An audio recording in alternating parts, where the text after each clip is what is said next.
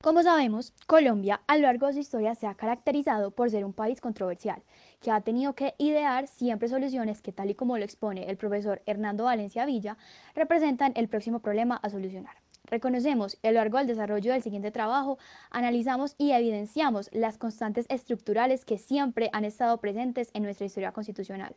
Por tanto, antes de empezar con la exposición de los hechos, planteamos al espectador la siguiente pregunta.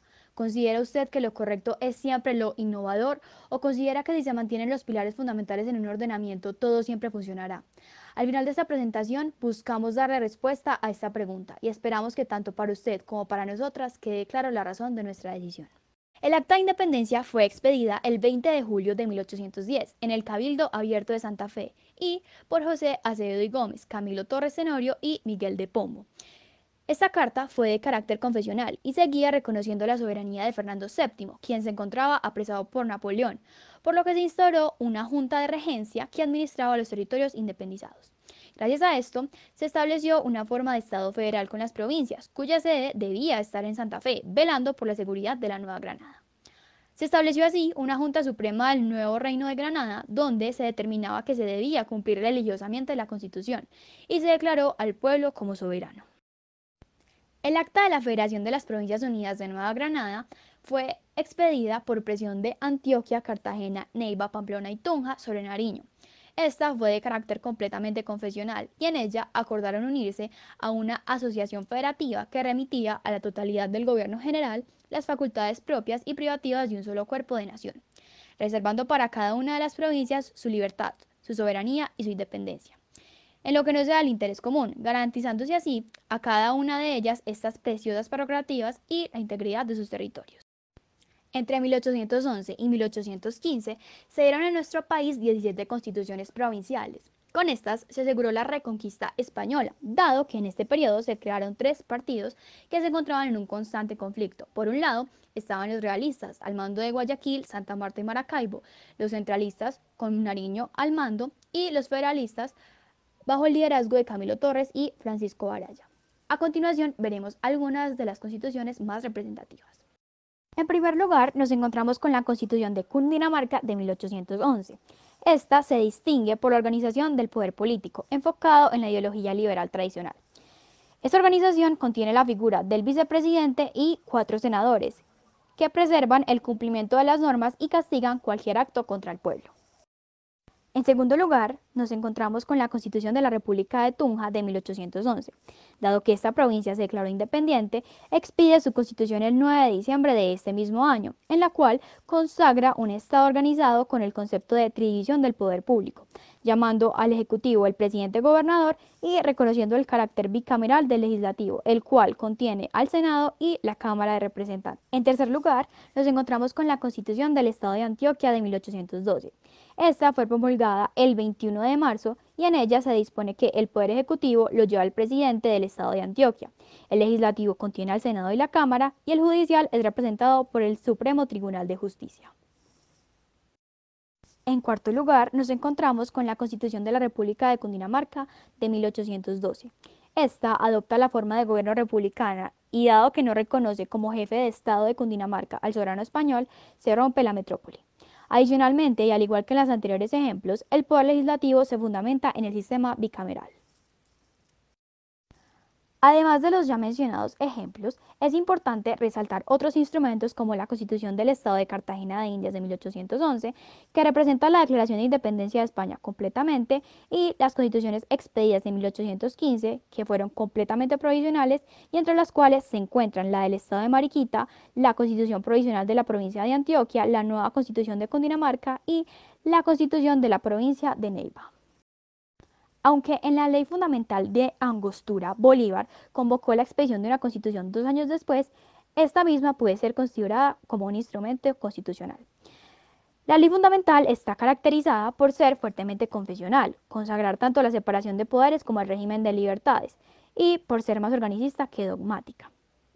Aunque no se pronuncia expresamente sobre el régimen de libertades, reconoce los principios republicanos y liberales, que incluyen dentro de esos principios dichos elementos.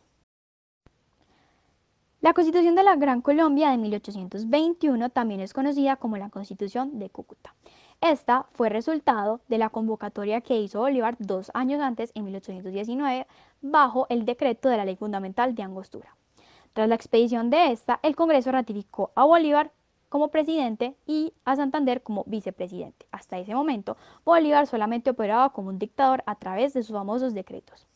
Esta fue una constitución completamente confesional que incorporaba el principio de separación del poder público, pero preveía un modelo democrático representativo, indirecto y censitario, en el que se privilegiaba el rol del hombre propietario, mayor de edad o casado y alfabeto, para el ejercicio de los derechos políticos, y consagraba también un tímido régimen de libertades que estaba sometido al poder del Ejecutivo. Bien, cabe decir que este régimen democrático nos acompañaría hasta bien entrado el siglo XX. La Constitución de 1830 también puede ser considerada como una de las constituciones de la Gran Colombia. Esta fue abiertamente confesional y consagraba un régimen tímido de derechos y deberes constitucionales, además de que conservaba el régimen democrático, representativo, indirecto y censitario. Esta constitución se da en el contexto de la dictadura de Bolívar y de la conspiración septembrina por la que resulta condenado Santander.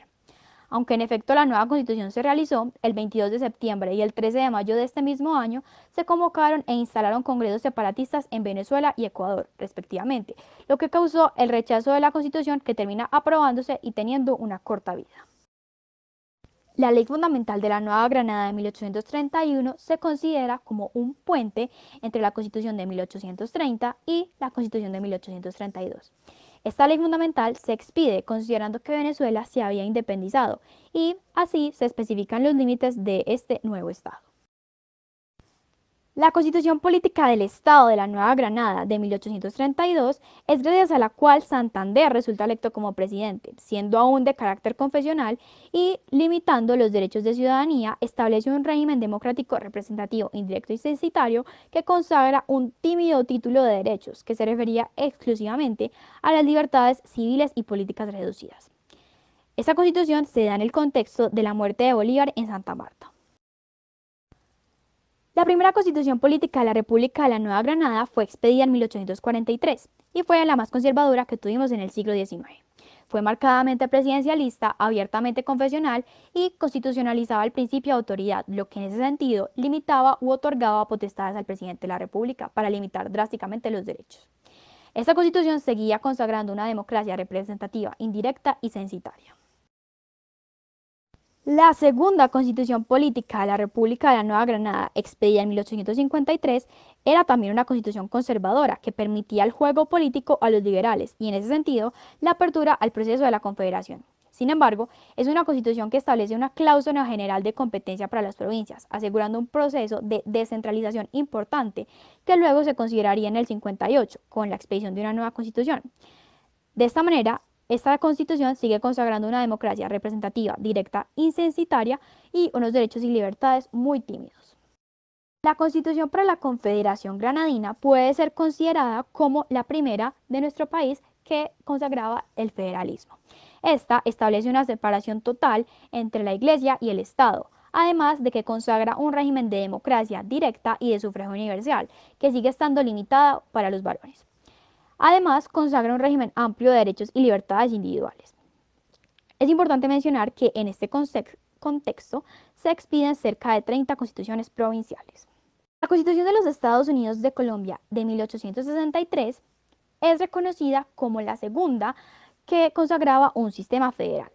Esta, a su vez, es conocida como la Constitución de Río Negro y es, a ojos de muchos historiadores constitucionales, la constitución más liberal que hemos tenido y que rompe con el esquema tradicional de nuestro constitucionalismo, consolida el régimen de derechos y libertades individuales y la rigidez constitucional. Ahora bien, nos encontramos con la constitución de mayor vigencia de nuestro país, la Constitución Política de 1886. Esta tuvo una vigencia de 105 años y su expedición fue liderada por Núñez y Caro. Es una constitución abiertamente confesional y fuertemente autoritaria que consagra un modelo republicano unitario de soberanía nacional, con una ciudadanía capacitaria y censitaria limitada a los varones propietarios alfabetos, un modelo democrático representativo, indirecto y censitario, y un título dedicado a los derechos civiles y garantías sociales muy tímido. Además, establece un régimen de separación de poderes exacerbando los poderes del Ejecutivo, especialmente los poderes de estado de sitio, y copia en gran parte los contenidos de la Carta de 1843. En esta carta, la idea de la supremacía constitucional todavía no era vigente en el régimen. Debido a la larga vigencia que tuvo esta constitución en nuestro país, nos limitaremos a exponer exclusivamente aquellas reformas que consideramos de mayor calado y que tienen contenidos en mayor medida dogmáticos. A su vez, estas reformas elaboradas en los ya mencionados 105 años se dividirán en los sucesos históricos que marcaron al país durante este siglo. En un primer momento nos encontramos con el primer periodo autoritario de esta constitución. Este es conocido como el quinquenio del general Reyes y fue desde 1904 hasta 1909. Este tuvo 3 actos legislativos de gran importancia, el 05, el 09 y el 10, todos del año 1905. Bajo estos actos legislativos se suprimieron la vicepresidencia y la designatura y se previó el modo de llenar las faltas temporales o la falta absoluta del presidente de la República. Se modificó la manera de hacer reformas constitucionales que ahora no corresponderían al Congreso sino a una Asamblea Nacional convocada por él mismo o por el Ejecutivo, y se derogó el título 13º de la Carta Fundamental, suprimiéndose por consiguiente el Consejo de Estado. En segundo lugar, nos encontramos con el periodo de la República Conservadora, que fue desde 1910 hasta 1930.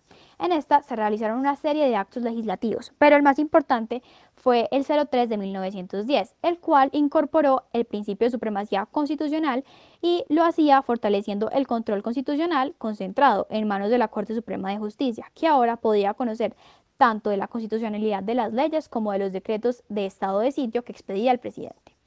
Además, se establece que la Constitución solo será reformada por un acto legislativo y después aprobada por el Congreso.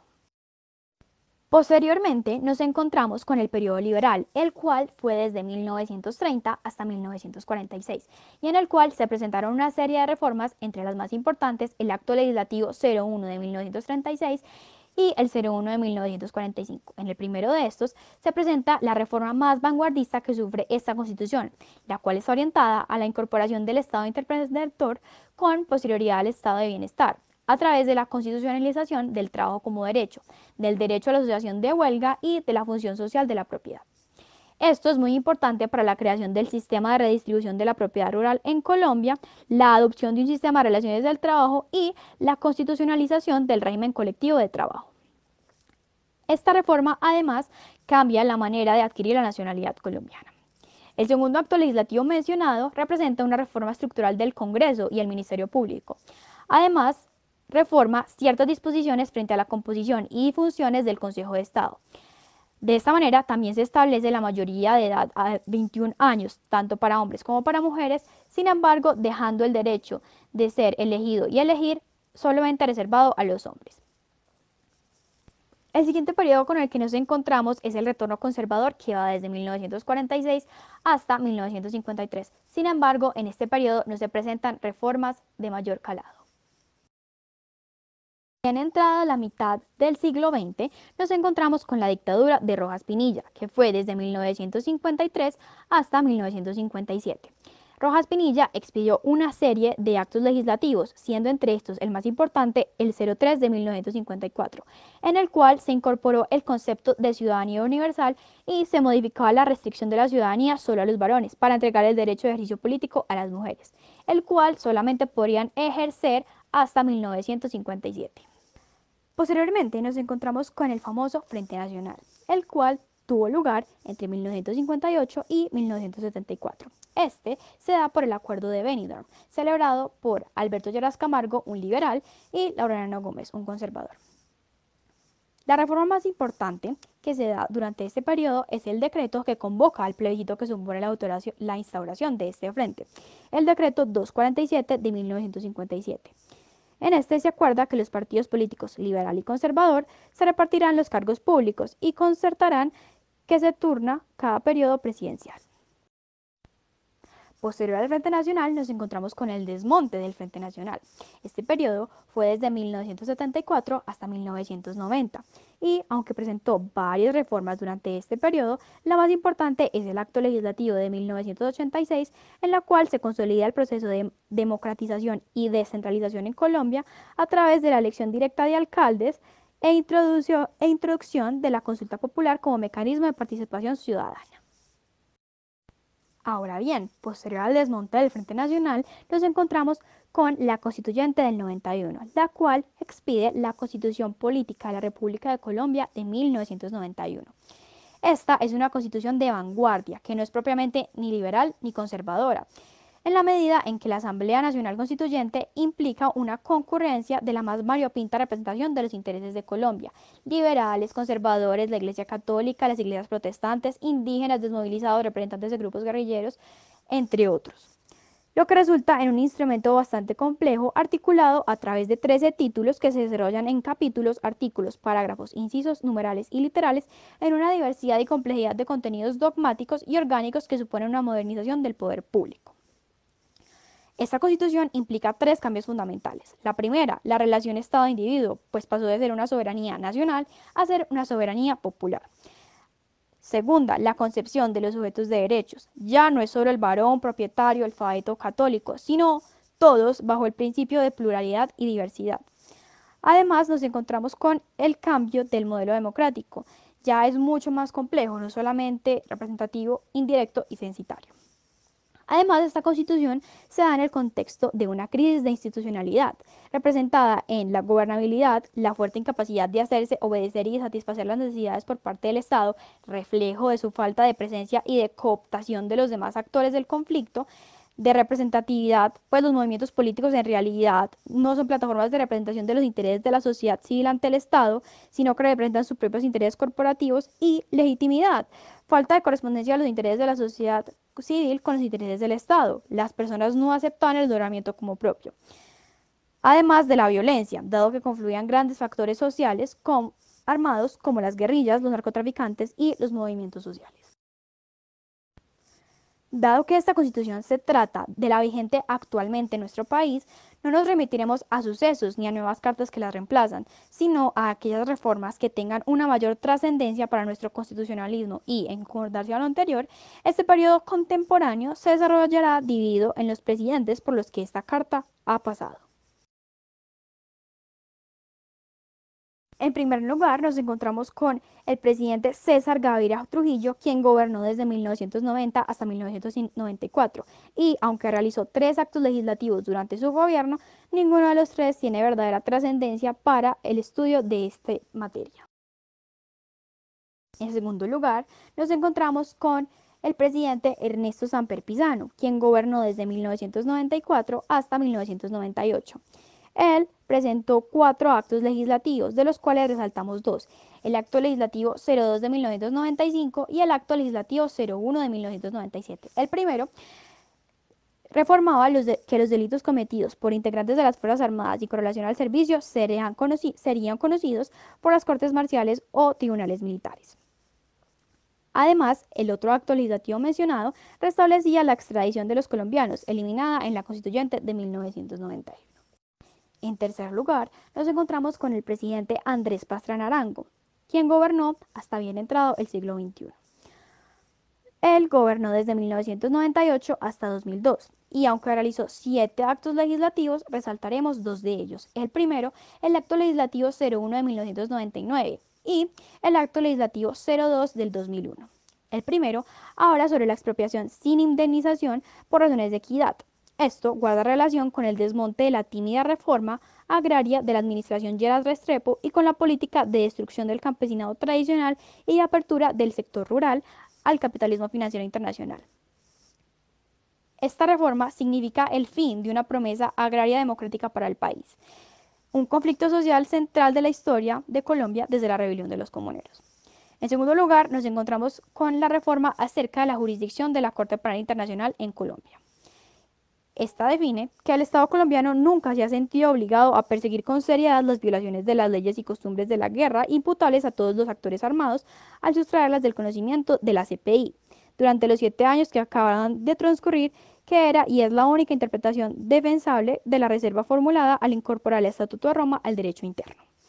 La Ley de Justicia y Paz, como norma, se presentaba para eludir la intervención de la CPI en Colombia, o al menos eso afirma el doctor Hernando Valencia Villa. Además, con esto se presenta una crisis de los derechos humanos en Colombia. Posteriormente nos encontramos con el gobierno del presidente Álvaro Uribe Vélez, quien gobernó desde 2002 hasta 2010. Él tuvo alrededor de 15 actos legislativos, entre ellos resaltamos el acto legislativo 03 del 2002, el cual reformaba el sistema acusatorio penal y en el cual se precisó la función impulsora del proceso penal que se atribuye a la Fiscalía General de la Nación al someterla a la supervisión judicial a través de los llamados jueces de control de garantías, quienes en adelante serían los únicos facultados para dictar medidas de restricción de la diversidad de ciudadanos necesarios para el esclarecimiento de los delitos, el castigo de los perpetradores y la reparación de las víctimas. Sin embargo, se ha cuestionado por la interinidad en la dirección de la Fiscalía, puesto que es el gobierno quien debe presentar una terna a la Corte Suprema de Justicia para escoger su nuevo titular. Posteriormente, nos encontramos con el Acto Legislativo 01 del 2003, el Acto Legislativo 01 del 2004, el Acto Legislativo 02 del 2004, el Acto Legislativo 01 del 2007 y el Acto Legislativo 01 del 2009, los cuales son reformas referidas al régimen de los partidos y las elecciones. Este tema se ha convertido en el principal campo de la batalla constitucional por dos razones. El primero, el uribato, tal y como lo llama el doctor Hernando Valencia Villa, ha hecho de la reelección presidencial su principal fuente de legitimidad formal, lo cual lo ha llevado a adaptar el sistema electoral y de partidos a sus intereses particulares.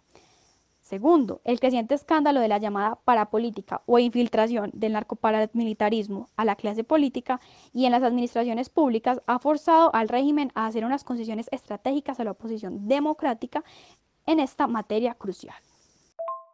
Además, nos encontramos con otros actos legislativos, como el 02 de 2003, que hablaba acerca de la lucha antiterrorista y el cual creaba tres figuras: el llamado informe de residencia de los habitantes del territorio, las detenciones y los allanamientos y los registros sin orden judicial previa y las unidades militares con funciones de policía judicial. Todas ellas evocan los tiempos aciagos del estado de sitio permanente y, lo que es peor, la concepción antidemocrática sobre el manejo del desorden público interno. Las tres disposiciones, afortunadamente, fueron declaradas inexequibles. Ahora bien, el Acto Legislativo 01 del 2005 reformaba el régimen pensional, y esta era la clave para la consolidación de la seguridad social y de los derechos humanos de segunda generación en Colombia. Sin embargo, conviene hacer estas dos reservas sobre esta enmienda. La primera, que considera la naturaleza legal y la reglamentaria del tema, que no debería incluirse en la ley fundamental de una manera tan prolija. Y la segunda se refiere al origen reactivo o defensivo de esta reforma, que también es el resultado del repliegue táctico del régimen tras una cadena de escándalos sobre abusos y privilegios con las pensiones de jubilación de ciertos funcionarios y estamentos. Al doble mandato de Uribe nos encontramos con otro doble mandato por parte del presidente Juan Manuel Santos, desde 2010 hasta 2018. Aunque el presidente presentó también una serie de reformas, incluso más que el doctor Álvaro Uribe, resaltaremos solamente alrededor de 6. La primera, el Acto Legislativo 03 de 2011, mediante el cual se introdujo el principio de sostenibilidad fiscal en el control de la economía. Posteriormente, el Acto Legislativo 01 del 2012, el cual constitucionalizó la posibilidad de crear mecanismos de justicia transicional que permitan garantizar los deberes estatales de investigación y sanción, la creación de la Comisión de la Verdad. El Acto Legislativo 01 del 2015, que introdujo modificaciones a la justicia penal militar, la aplicación del derecho internacional humanitario y la formación de jueces.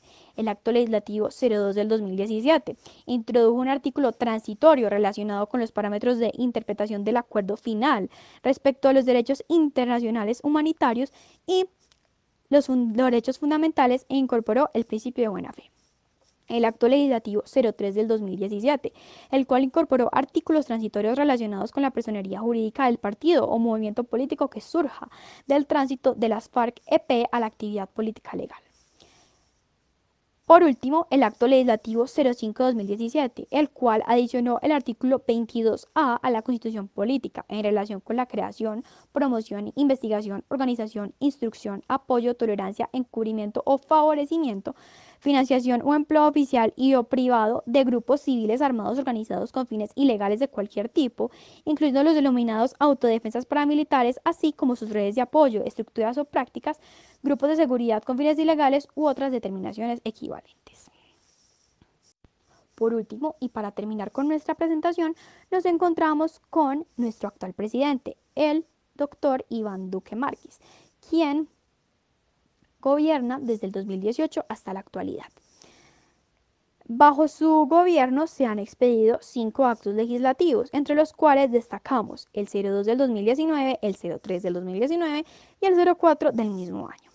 El primero facultó al Congreso para conceder amnistías o indultos generales por delitos políticos. El segundo establece la segunda vuelta para la elección de alcalde mayor de Bogotá. Y el tercero reincorporó el control fiscal previo y concomitante de la Contraloría General de República. En conclusión, y respondiendo a la pregunta que planteamos al principio de la exposición, consideramos que ningún extremo es bueno. Por tanto, aunque reconocemos que las instituciones en efecto están diseñadas para perdurar en el tiempo y mantener de cierta manera una estabilidad, esto no significa que cada época sea igual a la anterior y por ende no se necesite de la modernación propia de la evolución. En otras palabras, las mismas instituciones deben permitir que la evolución y la modernización se lleven a cabo sobre ellas, evitando de esta manera que las personas o los poderes públicos pasen por encima de ellas como si no hubieran tenido una verdadera legitimidad. Pero como sabemos, esa legitimidad solamente se adquiere con la verdadera y pura aceptación por parte de la sociedad.